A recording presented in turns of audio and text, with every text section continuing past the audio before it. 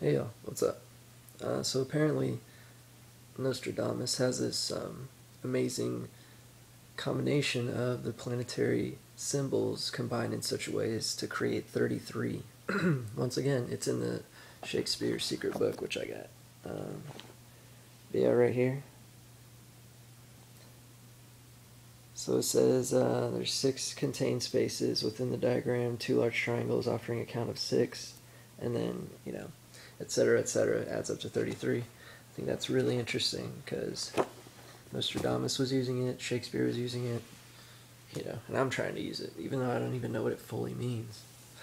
33. Um, so, like, if I was also reading Conversations with Nostradamus, actually, by Dolores Cannon, and this shit is so interesting. He's saying the most interesting part was that some of the prophecies are multi-prophetical, like it's for one time and then it's the same type of prophecy in a different way hidden in a further time in the future.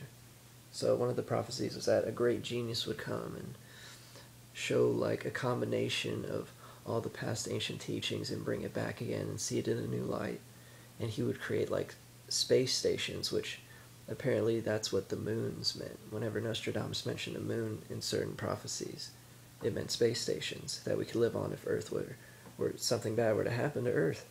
So yeah, Conversations with Nostradamus, really interesting book.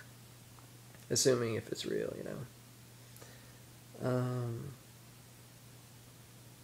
But yeah,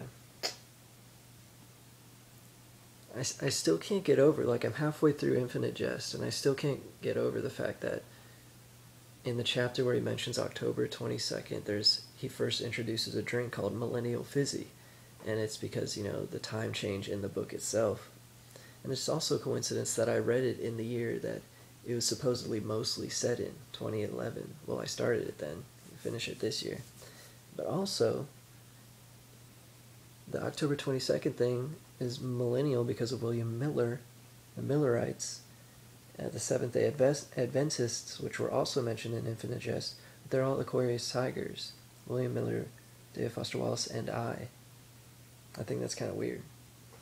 And, of course, the book mentions the year of the tiger. I mean, they're sitting at like a Chinese restaurant, looking at the Chinese mats and say, oh, look at the zodiac and the Chinese year of the tiger and the rat stuff.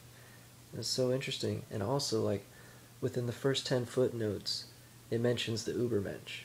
And there's like 400 footnotes in Infinite Jest.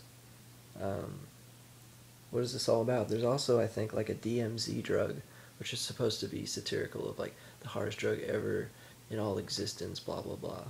Because it's about a halfway house. And the guy who was born the same exact day as David Foster Wallace was Chuck Palahniuk, who wrote Fight Club, which began in a halfway house.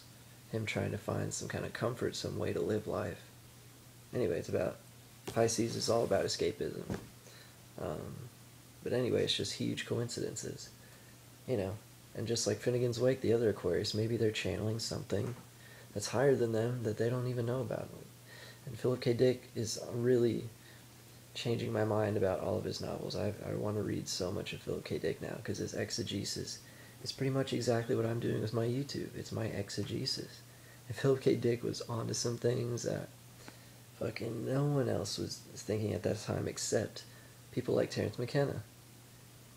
And they should have met.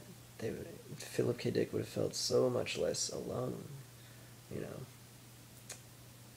But anyway, did I already say that DMT Spirit Molecule is on Netflix? Because it is. Watch it again. Watch it 3 times. Anyway, peace out.